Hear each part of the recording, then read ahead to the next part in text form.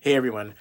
A number of people are assuming that Tom Brady to the Oakland Raiders will produce an automatic winner when the Raiders become the Las Vegas Raiders and play in Allegiant Stadium. I'm here to tell you that's not the case at all. And there are several reasons. First of all, Tom Brady has to learn John Gruden's terminology, not the other way around. Second, he has to understand and work with a whole new set of personnel in a brand new place in a brand new city. And third, he has to work with John Gruden and his quarterbacking style, which is different from Belichick and Josh McDaniels. But among these, the most important issue that Tom Brady has to address is not just the terminology, but the simple fact that John Gruden's approach, learned from Bill Walsh indirectly through Mike Holmgren, is also an entirely different mindset, a different way of thinking about football. Essentially, Tom Brady is going from an organization that employs a modular terminology to one that employs a more specific player assignment terminology. Let's take a look at what I'm talking about. This is the famous offense the New England Patriots use. It's called some people call it the Belichick offense, but it's actually the Erhardt-Perkins EP offense, and this comes from inside the playbook at cover1.net, and it explains that much like the Air Coryell and West Coast offenses, it's not based on a method of attack, but it's a language. Now, the language here takes different concepts, in this case, ghost tosser, and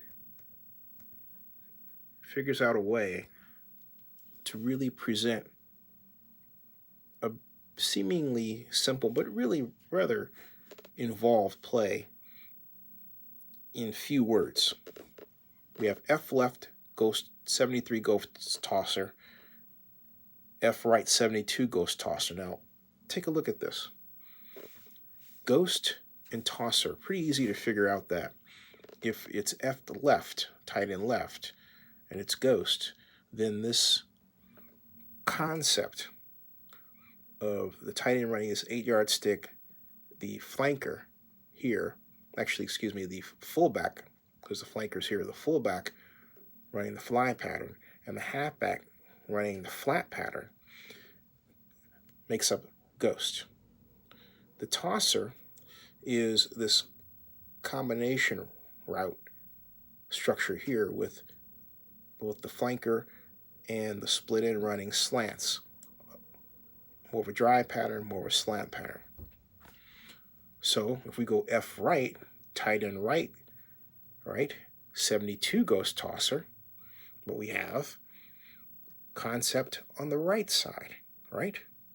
So if I say this terminology, everyone knows what their assignments are. It's you take a 5-step drop here, and they don't give you a progression, but where you throw is based on where the safety lines up, and they have comments 5 men out with back aligned and backfield, hot sight built in, and then you have variations of this concept. For example, this is 3 out slot hat 73 ghost tosser on set. So the difference, instead of the halfback being here, the halfback comes in motion and then goes into the flat, right? 3 out, 1, 2, 3, okay? So we call it 3 out hat 73 ghost tosser. We call it 72. It will be flipped around. This is spread right strong, okay? 72 ghost tosser. Now, take a look at there's a very subtle difference here, where the fullback and that's the tight end are lined up. So this looks like a 4 wide receiver offense, but really, take a look. This is the tight end. So spread right strong 72 goes Chaucer. This is the tight end.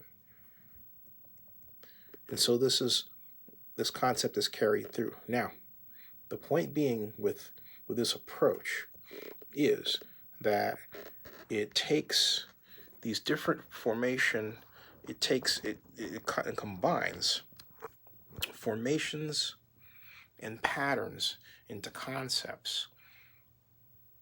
And it gives each concept a name, so that if you hear 72, 73 ghost tosser, well, you should hear F right, because the fullback is right on the edge, or left. Ghost tosser, it's either ghost is on the fullback side, tosser is the opposite with both the flanker and the split end running a slant pattern and a drive pattern, right? Now, let's take a look at the kind of offense that John Gruden runs based on a document from his minicamp. You'll see what I mean.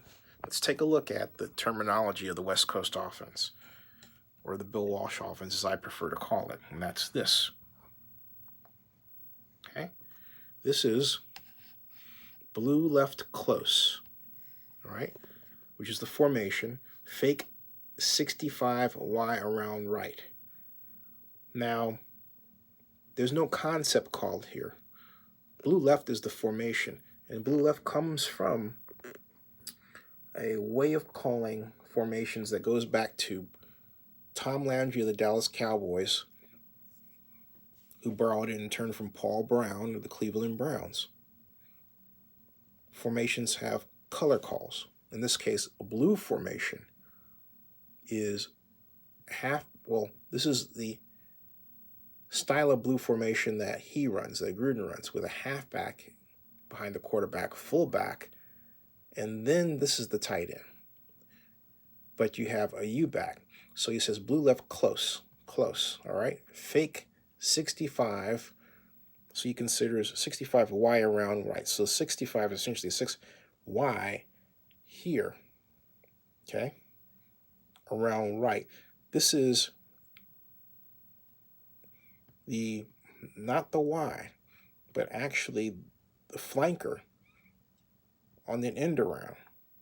So we have the fullback going up to block the mic. We have the halfback as if they are the ball carrier, but it's a fake, and the give is to the flanker on the end around, all right? But note, there's no concept that's called out here. There are player assignments. Fake. You're faking out 65. 65. Play number. Y around right. Because it's going to go to the right side. If it were fake blue right, close, fake 65 Y around left, it would be in the opposite direction. You see the difference? This is green right, another formation call out, F left, 15 lead launch. Okay. This is brown right, close, F left, 65 lead. Calling out the formation and then the back action. Blue left close. All right, everything in Bill Walsh West Coast terminology, which is also Dallas Cowboys under Tom Landry terminology, which is also Paul Brown terminology, starts with defining the formation. The Erhardt-Perkins approach doesn't define the formation. It takes the concept and it bakes the formation within the concept call. So we have F left 65 goes tosser. In drawing that play, you've drawn up the formation. So Tom Brady has to go from what he's known for his entire football life in the NFL, Erhardt-Perkins, to Bill Walsh, West Coast, and that way of thinking. So he's going to be compelled to wonder, if there's a concept that's can be used for formation. He's got to learn. He's got to throw away what he's known and learn that. Then, of course, come the audible calls and other related terminology that Brady has to use to ask players to do a certain thing during the course of a game. So he has to learn that. Then he has to get used to the players that he's with. And then he has to get used to Gruden's style, which is to yell.